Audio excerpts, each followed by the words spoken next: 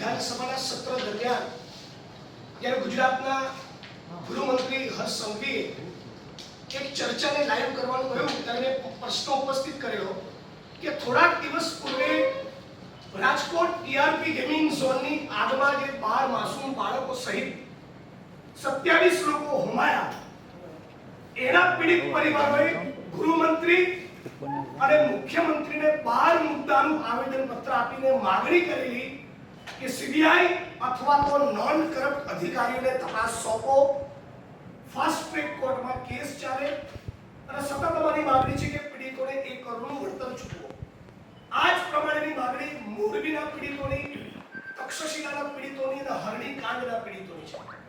બળાત્કારનો, દુષ્કર્મનો ભોગ બનેલી જસદણની દીકરી બાબતે ભારતીય જનતા પાર્ટીના એક મહિલા આગેવાને મીડિયા સમક્ષ એકથી વધારે વખત સ્ટેટમેન્ટ આપ્યા છે કે તેઓ પાસે જસદણમાં, રાજકોટ જિલ્લામાં બળાત્કારનો ભોગ બનેલી બીજી 6 દીકરીઓની માહિતી છે.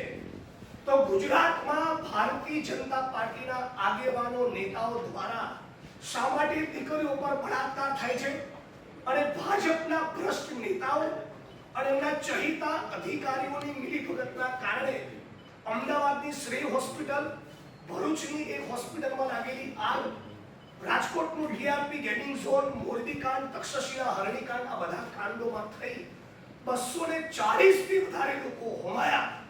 આ પીડિતો પોતાની વેદનાને લઈને અમારી સાથે ગુજરાત ન્યાય યાત્રામાં પણ આપ જાણો છો એમ જોડાયા છે. આજે બધા ગાંધીનગર પહોંચવાના છે. તો સામાન્ય ગુજરાતના મુખ્યમંત્રી અને ગૃહમંત્રી આ પીડિતોની વાત સાંભળવા તૈયાર નથી.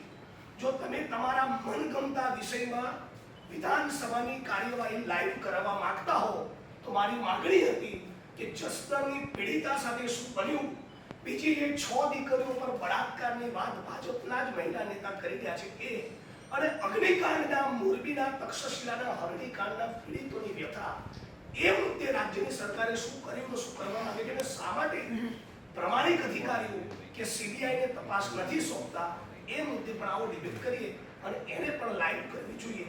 આવી મારી માંગણી હતી અને મુદ્દે માનનીય સ્પીકર સાહેબે મને ગૃહમાંથી બહાર નીકળી જવા કહ્યું છે અને એના માટે હું અત્યારે વોકઆઉટ કરીને બહાર આવેલો છું.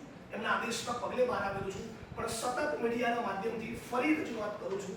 ગુજરાતની વિધાનસભાના આ મંચ પર ગુજરાતની 6.5 કરોડ જનતા સાંભળવા અને જોવા માંગે છે. એટલે ખરેખર લાઈવ કરો કે અગ્નિકાંડ, મોરબીકાંડ, તક્ષશિલાના, હરણીના પીડિતોને ન્યાય કેમ નથી, આપણા ગુજરાતમાં ન્યાય કેમ નથી, ફરી મોરબી કે રાજકોટમાં, વડોદરા કે સુરતમાં આવી ઘટના ન બને એ માટે રાજ્યની સરકાર શું કરવા ધારે છે.